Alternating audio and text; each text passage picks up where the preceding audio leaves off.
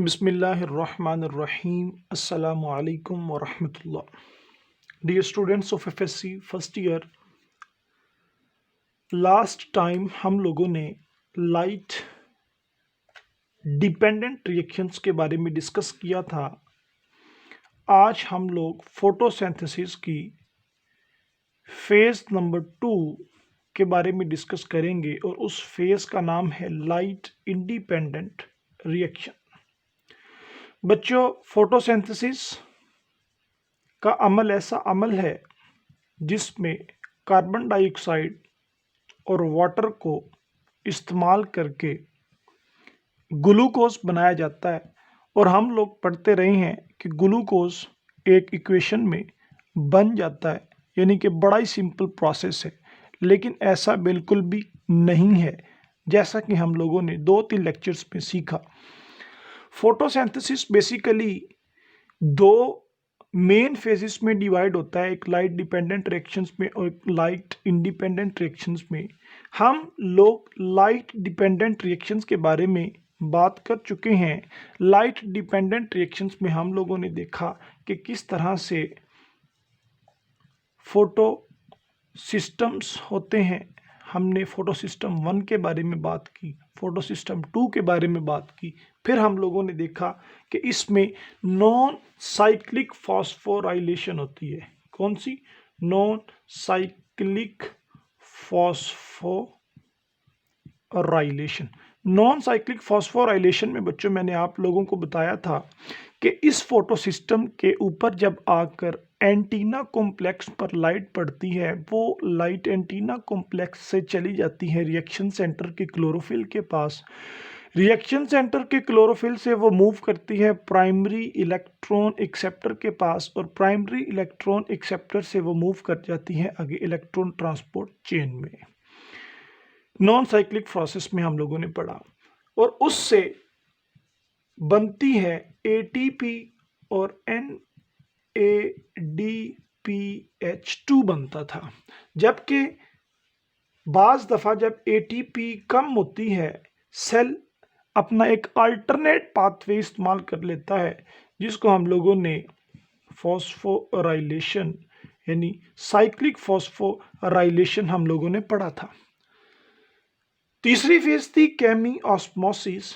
के ऑस्मोसिस का मतलब फ्लो, केमी का मतलब केमिकल्स, यानी हाइड्रोजन की मूवमेंट, हाइड्रोजन का flow from higher concentration to lower concentration, and there will be the generation of the ATP. It's a light dependent reactions. ये मैंने आपको समरी करके दिखाई है बच्चों कि हम लोगों ने लाइट डिपेंडेंट रिएक्शंस को किस तरह से डिस्कस किया था।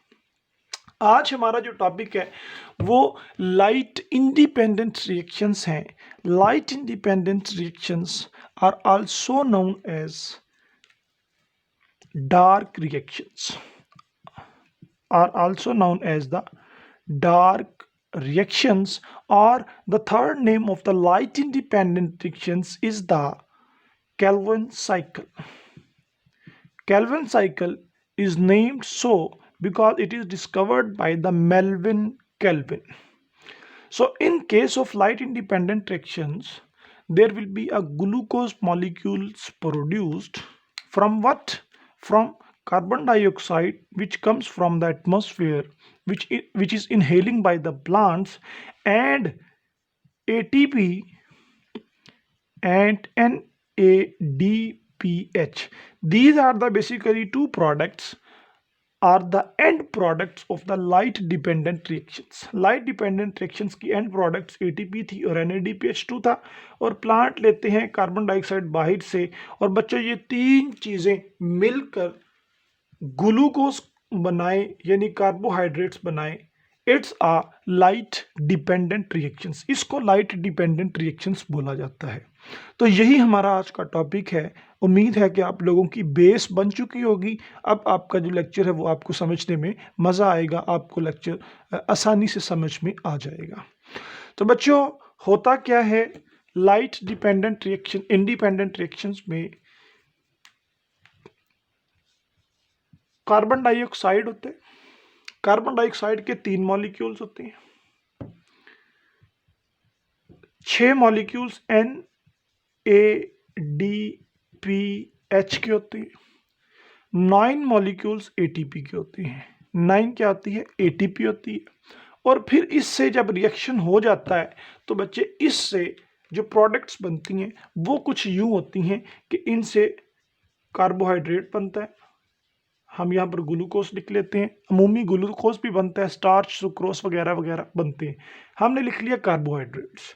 और इसके साथ क्या क्या बनता है, ये NADPH, ये तो हाइड्रोजन देने आता है ना, तो ये NADP की सूरत में निकल जाता है, इस पर पॉजिटिव चार्ज होता है और ये 6 ही निकलते हैं। ATP का काम होता है फॉस्फेट देना, तो ये 9ADP निकल जाते हैं, यानी ये फॉस्फेट देकर ये भी निकल जाते हैं।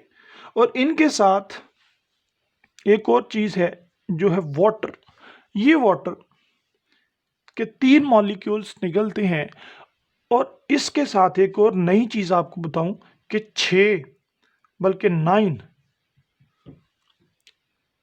फॉस्फेट्स भी निकल जाते हैं। ये ऊपर रिएक्टेंट्स हैं, दीज आर द रिएक्टेंट्स, ये वाले, और नीचे इसके प्रोडक्ट्स हैं, दीज आर द प्रोडक्ट्स। बच्चों ये एक लाइन में जो रिएक्शन हमने ड्रा करके देखा है, ये कोई एक लाइन वाला रिएक्शन थोड़ी है, इसको हमने पूरे मैकेनिज्म से देखना है कि किस तरह से लाइट इंडिपेंडेंट रिएक्शंस में कार्बन डाइऑक्साइड से NADPH से ATP से क्या बनता है, ग्लूकोज हमारी प्रोडक्ट होगी, कि ग्लूकोज किस तरह से बनता है। और ये सारी की सारी इसकी प्रोडक्ट्स होती हैं। ये आप लोगों को पता है कि NADP दोबारा से रिएक्शन स्टार्ट करवाएगा हाइड्रोजन लेकर, ADP वगैरह वगैरह। तो बच्चों यहाँ तक अगर आप लोगों से मैं पूछना चाहूँ कि डार्क रिएक्शन या फिर लाइट इंडिपेंडेंट रिएक्शंस या फिर केल्विन साइकिल एक ही चीज़ है, इसकी स्टेटमेंट क्या बनेगी? तो बच्चों इसकी स्टेटमेंट ये बनेगी कि the Calvin cycle is the cyclic series of reaction, ये एक साइकिल में प्रोसेस होगा, is the cyclic series of reactions in which the carbon dioxide and NADPH and ATP are used and make glucose। ठीक हो गया। या फिर आपकी बुक के मुताबिक cyclic series of reactions in which carbon dioxide, ये वाला carbon dioxide is reduced and it produce carbohydrates, it is known as the carbon it is known as the Calvin cycle. इसको हम केल्विन साइकिल बोलते हैं, या हम इसको carbon fixing भी बोलेंगे। अब हम लोग बच्चों देख लेते हैं कि ये light dependent reaction, independent, dependent नहीं, लाइट इंडिपेंडेंट रिएक्शंस जो हैं ये किस तरह से वर्क करता है। लें भी बच्चों, Calvin cycle basically 3 main steps में डिवाइड किया गया है। एक कार्बन फिक्सेशन है जिसमें कार्बन फिक्स किया जाता है, दूसरी ये फेज है जिसको रिडक्शन बोलते हैं, और तीसरी ये फेज है जिसको रीजनरेशन बोला जाता है। बच्चों मैंने ये आपको डायग्राम इसलिए दिखाई है कि आप लोगों को पता चल जाए कि हम एक साइकिल पढ़ने जा रहे हैं और उस साइकिल के 3 हिस्सों को पढ़ेंगे। एक हिस्सा ये वाला, एक हिस्सा ये और तीसरा हिस्सा ये। इन तीनों हिस्सों में हम देख लेंगे कि किस तरह से कार्बन डाइऑक्साइड की मदद से ATP को इस्तेमाल करते हुए और NADPH की एजिमिलेटरी पावर को इस्तेमाल करते हुए हम शुगर के मॉलिक्यूल्स को बनाते हैं। तो मैं आपको एक एक फेज पहले थ्योरेटिकली समझाऊंगा, फिर मैं आपको इस साइकिल की तरफ लेकर आऊंगा। तो बच्चों इसको 3 मेन हिस्सों में डिवाइड किया गया है। एक फेज नंबर 1 है, इसको बोलते हैं कार्बन फिक्सेशन फेज। क्या बोलते हैं? Carbon fixation phase. और इस फिक्सेशन फेज में कार्बन को फिक्स किया जाता है, कार्बन को फिक्स किया जाता है फ्रॉम इनऑर्गेनिक फॉर्म से ऑर्गेनिक फॉर्म में इसको फिक्स किया जाता है। यानी अगर कार्बन इस सूरत में पड़ा हो, इन्वायरमेंट में हो या प्लांट में आया हो, ये कार्बन जिसके साथ ऑक्सीजन मौजूद है बच्चों, ये कार्बन बेसिकली इनऑर्गेनिक फॉर्म होता है। ये क्या है? इनऑर्गेनिक कार्बन, ये इनऑर्गेनिक कार्बन है। अब यही इनऑर्गेनिक कार्बन जब बाद में ग्लूकोज बना देगा, यही इनऑर्गेनिक कार्बन जब एक प्रोसेस से गुजरता हुआ ग्लूकोज बना देगा, तो इसको बेसिकली हम कहेंगे कि ये अब इसकी क्या बन चुकी है? Organic form. क्या बन चुकी है? ऑर्गेनिक फॉर्म बन चुकी है। यानी इनऑर्गेनिक से ऑर्गेनिक में आ जाना, ये पहला स्टेप है कार्बन को पकड़ने का। कार्बन को पकड़ना है, लेकिन कार्बन को पकड़ता कौन है बच्चों? ये कार्बन डाइऑक्साइड इंटर होता है। किस में इंटर होगा? प्लांट में इंटर होगा। शाबाश। इस कार्बन डाइऑक्साइड का टकरा पड़ता है एक पहलवान के साथ। उस पहलवान का नाम है राइबुलोस बिसफॉस्फेट। क्या नाम है? Ribulose bisphosphate. RUBP आपकी बुक ने इसको लिखा हुआ है, मैं नाम लिख दूं, राइबुलोस बिसफॉस्फेट। बिसफॉस्फेट ये बेसिकली क्या चीज होती है बच्चों? राइबुलोस बिसफॉस्फेट एक highly reactive 5 carbon containing molecule है, कंपाउंड है, यू कह ले कंपाउंड है। राइबुलोस बिसफॉस्फेट, बाई का मतलब 2 फॉस्फेट है इसके पास, एक फॉस्फेट ये और एक फॉस्फेट ये, और 2 फॉस्फेट के दरमियान इनके पास इनके पास 5 कार्बन है। कितने कार्बन है? 3 4 5, 5 कार्बन। ले भाई, ये इसका स्ट्रक्चर बन गया। ये जो अंडे हैं ना बच्चों, ये नहीं भूलने आपने, ये बेसिकली क्या है? कार्बन है, ये कार्बन है। तो राइबुलोस बिसफॉस्फेट एक 5 कार्बन कंटेनिंग शुगर का मॉलिक्यूल है जिसके पास 2 फॉस्फेट हैं, तो इसलिए इसको राइबुलोस बिसफॉस्फेट कहा जाता है। तो राइबुलोस बिसफॉस्फेट के बारे में मशहूर है कि इस पहलवान को बच्चे CO2 एक्सेप्टर भी बोलते हैं। क्या बोलते हैं? CO2 acceptor. यानी जैसे ही कार्बन डाइऑक्साइड इंटर होगी, ये पहलवान जिसका नाम राइबुलोस बिसफॉस्फेट है, ये उसको पकड़ लेगा। ये कार्बन डाइऑक्साइड इंटर हुई और ये राइबुलोस बिसफॉस्फेट ने उसको पकड़ा, और पकड़ने के बाद एक रिएक्शन होता है। उस रिएक्शन से कार्बन डाइऑक्साइड के मिलने से और राइबुलोस बिसफॉस्फेट के मिलने से बच्चों एक चीज बन जाती है, उसका नाम है फॉस्फोग्लिसरेट। क्या बन जाती है?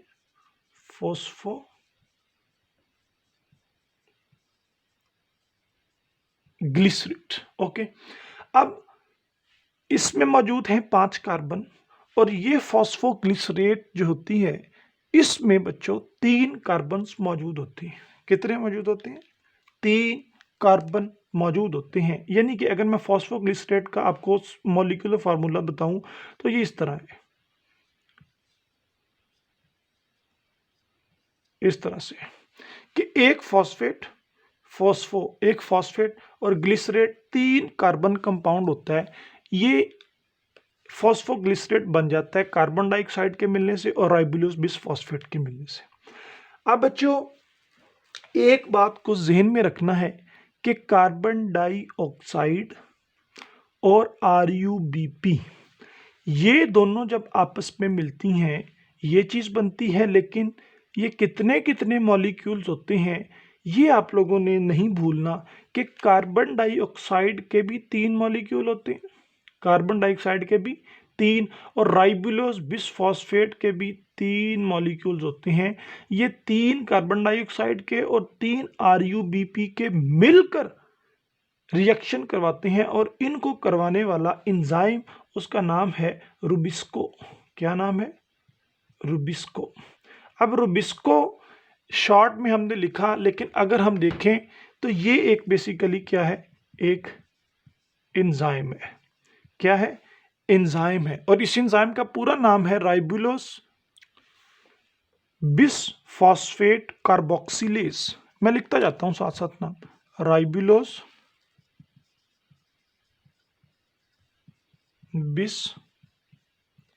Bisphosphate carboxylase. ठीक है, पता चल रहा है बच्चों बायो कितनी आसान है? देखो यहां से लेकर यहां तक एक ही लफ्ज है, ribulose bisphosphate carboxylase, RU ribulose, BI bisphosphate, CO carboxylase. तो ये एंजाइम बेसिकली ये दोनों चीजों को मिलाकर फॉस्फोग्लिसरेट बनाता है। अब आपने जरा जहन को हाजिर रखना है और मेरी एक बात का जवाब देना है। 3 राइबुलोस बिसफॉस्फेट अगर हों तो कितने कार्बन होंगे? शाबाश। एक में कितने हैं? 1 2 3 4 5। तो 3 मॉलिक्यूल्स हों तो कितने हुए? 15। शाबाश, कितने हुए? 15। यहां पर मैं लिख देता हूं कि 15 कार्बन्स। कितने? 15 कार्बन्स। 3 कार्बन डाइऑक्साइड के मॉलिक्यूल्स हों तो कितने कार्बन हुए? शाबाश, 3 कार्बन। अब जरा हिसाब लगाओ तो 15 और 3 कितने होते हैं? 18 कार्बन। कितने? 18 कार्बन।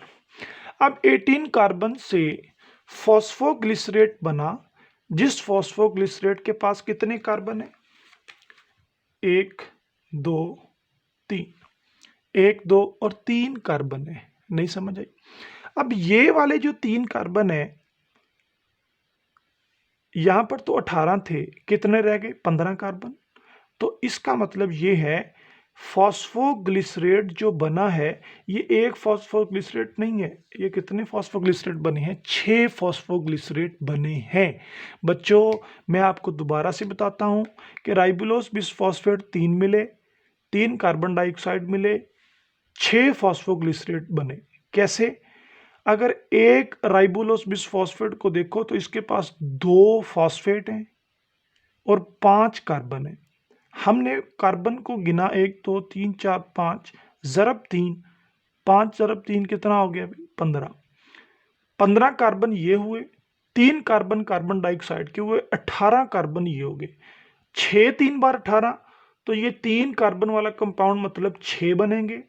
और हाँ, एक और चीज है, इसके पास एक अगर हो राइबुलोस बिसफॉस्फेट, 2 फॉस्फेट भी हैं। एक के पास 2 फॉस्फेट हैं तो 3 के पास कितने हुए? शाबाश, 6 फॉस्फेट। तो 6 फॉस्फेट का मतलब ये कि 6 फॉस्फोग्लिसरेट के मॉलिक्यूल बनेंगे, उनके पास 3 3 कार्बन होंगे और एक एक क्या होगा? फॉस्फेट ग्रुप होगा। शाबाश, ये मैं आपको समझाने की कोशिश कर रहा हूं। तो बच्चों, इसकी समरी आपकी बुक के मुताबिक कुछ यूं है कि carbon fixation refers to the initial incorporation of the carbon dioxide into the organic material. Keep in mind, ये जहन में रखना है कि 3 molecules of the carbon dioxide are required to produce 1 molecule of the carbohydrate. अभी हम carbohydrate नहीं बनाई, 3 कार्बन डाइऑक्साइड से ये साइकिल चलेगा। The Calvin cycle begins when a carbon dioxide reacts with the highly reactive phosphorylated 5 carbon sugar, जिसका नाम था राइबुलोस बिसफॉस्फेट, इसके साथ रिएक्ट होगा। And the reaction is catalysed by the ribulose bisphosphate carboxylase. ये ऐसी प्रोटीन है जिसके बारे में कहा जाता है कि पूरी दुनिया में पाए जाने वाली अबंडेंट प्रोटीन यही है। कौन सी? अबंडेंट प्रोटीन यही है। तो बच्चों, इसके बाद आप लोगों की बुक के मुताबिक मैं चल रहा हूं। The product of this reaction is an highly unstable 6 carbon intermediate that immediately break into 2 molecules of the 3 carbon compounds called the phosphoglycerate। यानी कि इनके मिलने से, इन शॉर्ट, के 3 कार्बन कंपाउंड जिसका नाम फॉस्फोग्लिसरेट है, और इसको एक और नाम दिया जाता है फॉस्फोग्लिसरिक एसिड। फॉस्फोग्लिसरिक एसिड, ठीक है, पीजीए भी इसको बोला जाता है। खैर, ये दोनों एक ही नाम है। द कार्बन, अब क्या होगा? That was originally part of the CO2, जो पहले कार्बन डाइऑक्साइड का पार्ट था, अब ये फिक्स हो चुका है। क्यों? क्योंकि अब ये कार्बन पार्ट बन चुका है फॉस्फोग्लिसरेट, यानी 3 कार्बन कंपाउंड का पार्ट बन चुका है। यहां पर कार्बन डाइऑक्साइड का कार्बन फिक्स हो चुका है, because the product of initial carbon fixation is the 3 carbon compound.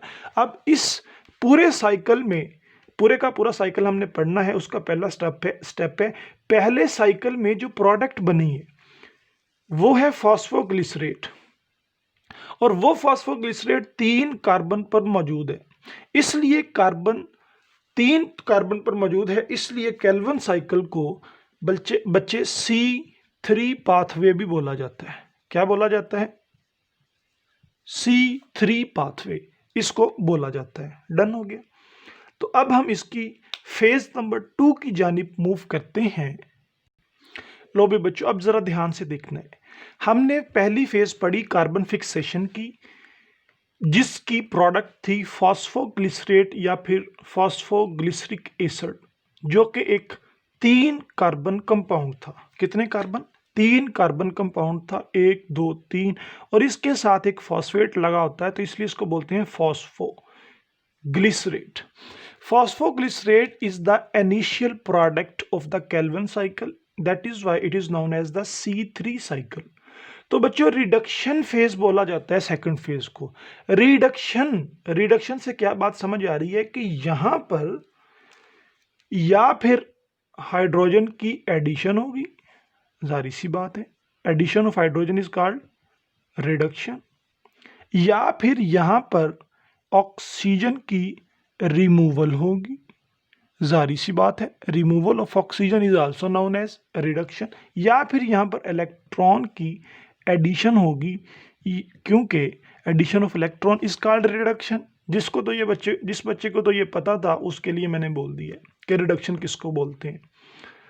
तो बच्चों फॉस्फोग्लिसरेट जो कि इनिशियल प्रोडक्ट है केल्विन साइकिल की, और फॉस्फोग्लिसरेट 3 कार्बन कंपाउंड है और इसके 6 मॉलिक्यूल्स हमें पता है ये किस तरह बने। सबसे पहले इनमें होता क्या है, इन फॉस्फोग्लिसरेट में एटीपी ऐड होती है। क्या होती है? एटीपी ऐड होती है, और एटीपी अपने फॉस्फेट को ऐड कर देती है। क्या कर देती है? ऐड कर देती है। बच्चे जब फॉस्फोग्लिसरेट में एटीपी फॉस्फेट को ऐड कर देती है, तो बनने वाली प्रोडक्ट का नाम होता है 1,3 बिस फॉस्फोग्लिसरेट। क्या होती है? 1,3 बिस फॉस्फोग्लिसरेट। बच्चों नाम ज्यादा मुश्किल है, बाकी कोई मुश्किल नहीं है, कॉन्सेप्चुअल है। 1,3 बिस फॉस्फोग्लिसरेट क्या है? देखें तो ये फॉस्फोग्लिसरेट ही, 1,3 बिस को निकाल दो, आगे क्या बच गया? Phosphoglycerate, phosphoglycerate. अब 1,3 बिस का मतलब हमने समझना है। 1,3 बिस का मतलब ये होगा कि यहां पर BI बिस बाई, यहां पर 2 फॉस्फेट होंगे, एक कार्बन नंबर 1 पर होगा और एक कार्बन नंबर 3 पर होगा। जैसा कि मैं आपको यहां पर ड्रॉ करके दिखाता हूं कि ये फॉस्फेट, ये carbon number 1, carbon number 2, carbon number 3, और आगे फिर लग गया फॉस्फेट। क्या लग गया?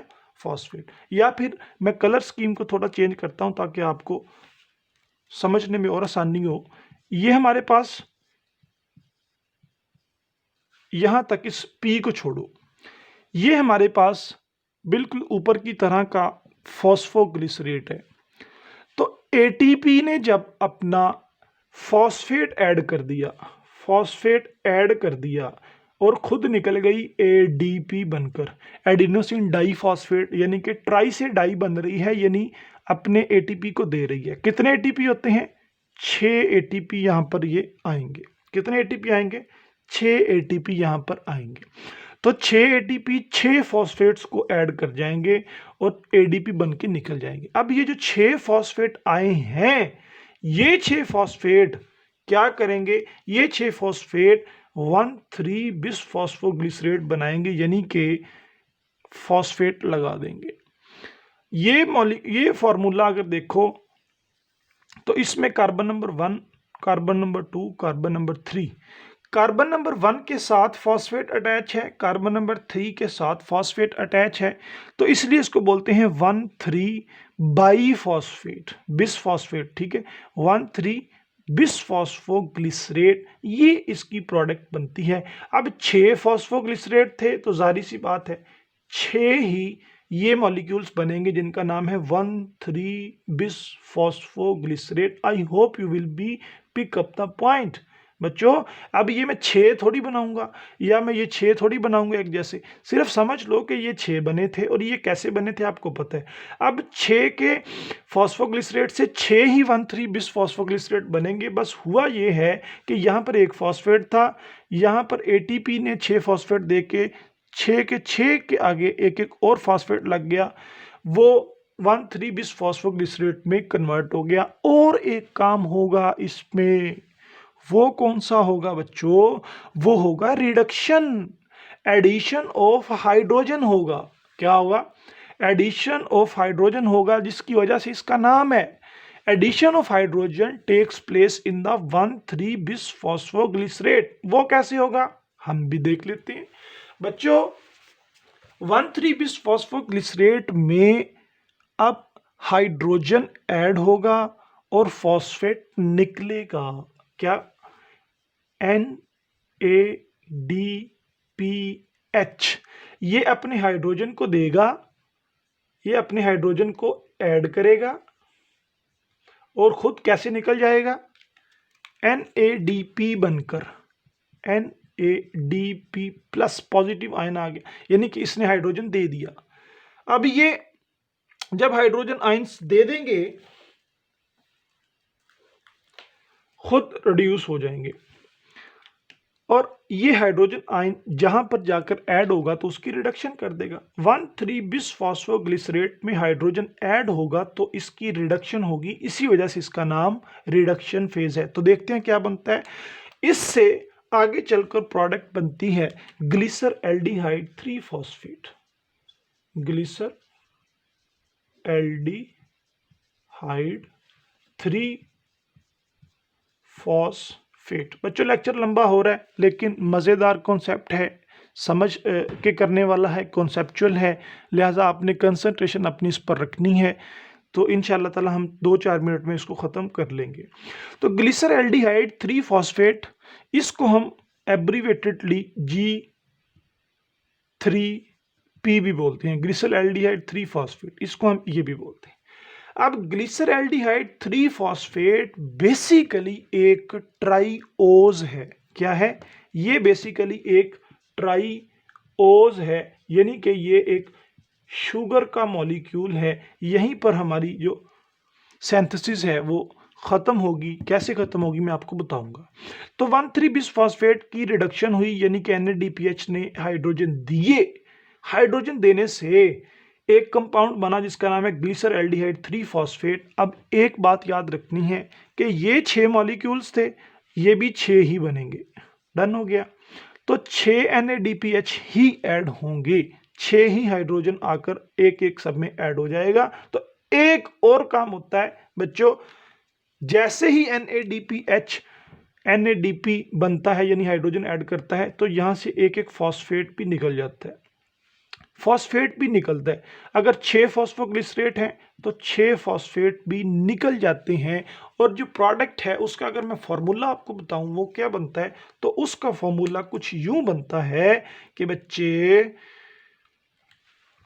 It's a phosphate, it's a carbon 1 carbon 2 carbon 3, okay carbon 3, ये फॉस्फेट निकल जाएगा जो पहले से मौजूद था और 3 वाले कार्बन पर फॉस्फेट रह जाएगा, 3 वाले कार्बन पर फॉस्फेट रहेगा। कार्बन नंबर 1 पर फॉस्फेट था, 2 पर था, 3 पर था, तो कार्बन नंबर 3 वाला फॉस्फेट रह गया, 1 वाला निकल गया, तो इसलिए इसको 3 फॉस्फेट बोलते हैं। 3 फॉस्फेट के कार्बन नंबर 3 पर फॉस्फेट मौजूद है लेकिन एक फॉस्फेट निकल गया। तो यहां पर 6 मॉलिक्यूल्स थे तो 6 में से एक एक निकला, तो 6 फॉस्फेट्स निकल गए। बच्चों ये बेसिकली मामला था। अब यहां पर आकर ये जो 6 ग्लिसर एल्डिहाइड के मॉलिक्यूल्स बने हैं बच्चों, सिर्फ और सिर्फ एक मॉलिक्यूल इस्तेमाल होता है। कितना? एक G3P यानी ग्लिसर एल्डिहाइड 3 फॉस्फेट, ये यूज होता है for making the carbohydrates, carbohydrate. तो 5 किधर जाते हैं भाई? 5 चले जाते हैं वापिस, 5 रीजनरेशन में मदद करते हैं। किसमें? रीजनरेशन में। दोबारा बनाना, दोबारा जनरेशन बनाना। किसकी रीजनरेशन? Of RUBP। ये कौन है भाई? ये पहलवान है जो सबसे पहले आया था, जिसका नाम था राइबुलोस बिसफॉस्फेट, जिसको हम लोगों ने कहा था it's a carbon dioxide acceptor. ये 5 RUBP बनाएंगे ताकि आने वाली कार्बन डाइऑक्साइड को पकड़कर फिर घुमाया जाए और घुमाते घुमाते उससे ग्लिसरल एल्डिहाइड 3 फॉस्फेट बने। तो ये वाला ग्लिसरल एल्डिहाइड 3 फॉस्फेट आगे चलकर बच्चों शुगर बनाएगा, वो भी मैं आपको बताता हूं। तो यहां पर खत्म हो जाती है रिडक्शन फेज और स्टार्ट हो जाती है कौन सी? Regeneration phase. ले भी बच्चों अब जल्दी से रीजनरेशन फेज को देखते हैं, 2 मिनट में इसको खत्म करते हैं। हमने पढ़ा कि ग्लिसर एल्डिहाइड 3 फॉस्फेट के 6 मॉलिक्यूल्स बने। उनमें से 6 मॉलिक्यूल्स ने किया ये कि जो 5 मॉलिक्यूल्स थे, जो 5 कंपाउंड्स थे, या उन्होंने क्या किया? उन्होंने बच्चों आगे रीजनरेशन में हेल्प की। किसकी रीजनरेशन में? RUBP को बनाने में मदद की। और सिर्फ एक ग्लिसर एल्डिहाइड 3 फॉस्फेट बचता है, यानी कि इसको मैं इंडिकेट कर देता हूं यहां से कि एक जो है वो आ जाता है और 5 जो है वो रीजनरेशन में चले जाते हैं। एक कार्बन नंबर 1, 2, 3 पर मौजूद फॉस्फेट है, इसलिए इसको G3 भी बोलते हैं। ये एक ट्राइओस है, 3 कार्बन शुगर है। ये जब दूसरा साइकिल दोबारा से रन होता है और ये एक और ट्राइओस के साथ मिलकर हेक्सोस बना देता है, यानी 6 कार्बन शुगर बना देता है, कार्बन C6H12O6। इससे कार्बोहाइड्रेट्स बन जाता है। यानी कि एक ट्राइओस जिस तरह बनी है, पूरे का पूरा साइकिल दोबारा रिपीट होता है और दूसरी ट्राइओस बनती है। तो ट्राइओस का मतलब होता है 3 कार्बन वाली। जब 3 कार्बन कंबाइन करेगी 3 कार्बन के साथ और 3 कार्बन के साथ, तो इससे बच्चों 6 कार्बन वाली शुगर बनेगी, जिसको हम लोग हेक्सोस बोलते हैं, या कार्बोहाइड्रेट्स का जनरल फॉर्मूला है। तो बच्चों हमारा काम है रीजनरेशन से। तो रीजनरेशन में 5 मॉलिक्यूल्स आते हैं, किसके? ग्लिसर एल्डिहाइड 3 फॉस्फेट के। यहां पर एक बात याद रखनी है, उन्होंने बनाना है राइबुलोस बिसफॉस्फेट। क्या बनाना है? Ribulose bisphosphate. बच्चों 6 ग्लिसर एल्डिहाइड में से एक चला गया, रह गए 5। अब 5 ग्लिसर एल्डिहाइड्स यहां पर लिखता हूं, 5 ग्लिसर एल्डिहाइड 3 फॉस्फेट। कितने? 5 ग्लिसर एल्डिहाइड 3 फॉस्फेट से बनते हैं 3 राइबुलोस बिसफॉस्फेट, जिसको हमने कहा था it's a carrier of carbon dioxide. अब ये हमने देखना है किस तरह से। बच्चों 5 ग्लिसर एल्डिहाइड, उनमें कार्बन कितने? 3। 5 3 बार 15। कितना? 5 3 बार 15 ही होता है ना, 15 कार्बन। तो 15 डिवाइडेड बाय 3 कितना? 5 कार्बन। कितना? 5 कार्बन। तो 5 कार्बन वाली 3 शुगर्स बन सकती हैं। नहीं समझ आई आपको? बच्चों 5 ग्लिसर एल्डिहाइड 3 फॉस्फेट थे। ग्लिसर एल्डिहाइड फॉस्फेट को जब देखा जाता है तो उसमें 3 कार्बन होते हैं। तो 3 × 5 15। 15 कार्बन यहां पर हमारे पास मौजूद हैं। तो मैं कह रहा हूं कि ये 15 कार्बन 3 RUBP बनाएंगे, और एक RUBP में कितने कार्बन होते हैं? 5 होते हैं। तो इसका मतलब ये कि इनसे इजीली 3 RUBP बन जाएंगे। ये RUBP डायरेक्टली नहीं बनेगा बच्चे, पहले इनसे RUP बनेगा। ठीक है, RUP का मतलब क्या है कि यहां पर फॉस्फेट सिर्फ एक होगा।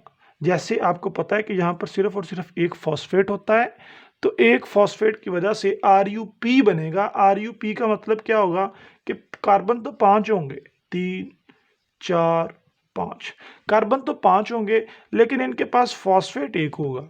हमें क्या चाहिए? हमें चाहिए RUBP। क्या चाहिए? RUBP, यानी कि हमें फॉस्फेट बी चाहिए, बाई चाहिए, 2 चाहिए। तो 3 RUBP को बनाने के लिए फॉस्फेट कितने चाहिए होंगे? 3 फॉस्फेट चाहिए। तो हमें 3 फॉस्फेट चाहिए। ये 3 फॉस्फेट्स जो हैं ये हमें ATP से मिलते हैं। जिस तरह आगे 6 ATP ने 6 फॉस्फेट दिए थे, तो ये 3 एटीपी एडीपी में कन्वर्ट हो जाते हैं और यहाँ से हमें 3 इनऑर्गेनिक फॉस्फेट्स मिल जाते हैं। और जैसे मैंने आपको बताया था रिएक्शन के शुरू में कि 6 एटीपी पहले इस्तेमाल हुए, 3 एटीपी अब इस्तेमाल हुए, तो जब हमने रिएक्शन देखा था तो उसमें देखा था, जब आप लोग अपनी बुक देखोगे उसमें 9 एटीपी के मॉलिक्यूल्स शामिल होते हैं, 6 NADPH के मॉलिक्यूल्स शामिल होते हैं और 3 कार्बन डाइऑक्साइड के मॉलिक्यूल्स शामिल होते हैं जो आगे सिंथेसिस करते हैं। तो बच्चों ये था बेसिकली हमारा Calvin cycle. I hope you will be understand thoroughly. अब आपकी बुक के मुताबिक अगर आपको ना बताया तो बच्चों फिर भी मसला है। चलो बुक के मुताबिक हम लोग थोड़ा सा इसको देख लेते हैं। ये समरी है सारी की सारी। बच्चों ध्यान से ज़रा, ये है इनपुट, मतलब कार्बन डाइऑक्साइड के 3 मॉलिक्यूल इंटर हुए। 3 मॉलिक्यूल कार्बन डाइऑक्साइड के इंटर होते हैं। इंटर होने के साथ साथ ये इंटर हुए और ये मिले राइबुलोस बिसफॉस्फेट के साथ, ठीक है।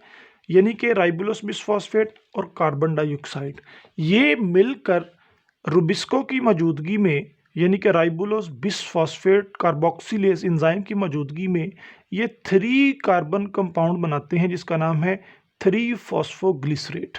यानी कार्बन नंबर 3 पर क्या लगा हुआ है? फॉस्फेट, इसलिए इसको बोलते हैं 3 फॉस्फोग्लिसरेट। और ये 6 बनेंगे। कैसे बनेंगे मैंने आपको बताया। खैर, कार्बन डाइऑक्साइड के मिलने से, राइबुलोस बिसफॉस्फेट के मिलने से फॉस्फोग्लिसरेट बनता है। फॉस्फोग्लिसरेट आगे एटीपी को इस्तेमाल करके 1,3 बाई फॉस्फोग्लिसरेट या बिसफॉस्फोग्लिसरेट बनाता है। 1,3 बिसफॉस्फोग्लिसरेट के 1 पर और 3 पर फॉस्फेट होता है, इसलिए इसको 1,3 बिसफॉस्फेट बोला जाता है। तो बच्चे अब यहां से रिडक्शन फेज स्टार्ट होगी, यानी इसमें अब NADPH आकर H को ऐड करेगा तो रिडक्शन फेज होगी। 1,3 बिसफॉस्फोग्लिसरेट में जब H ऐड होगा तो यहां से फॉस्फेट निकल जाएगा, यहां से फॉस्फेट निकल जाएगा, सॉरी ये वाला 1,3 बिसफॉस्फोग्लिसरेट में जब NADPH ऐड होगा, ये रिडक्शन है, डन हो गया, ये रिडक्शन है और यहां से फॉस्फेट भी निकलेगा। तो बच्चों इससे बन जाएगा ग्लिसर एल्डिहाइड 3 फॉस्फेट।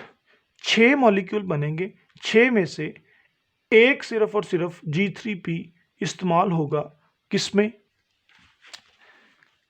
ग्लूकोज की सिंथेसिस में, और 5 वापस चले जाएंगे राइबुलोस बिसफॉस्फेट को बनाने में। और इस तरह ये साइकिल चलता रहेगा। It's a Calvin cycle.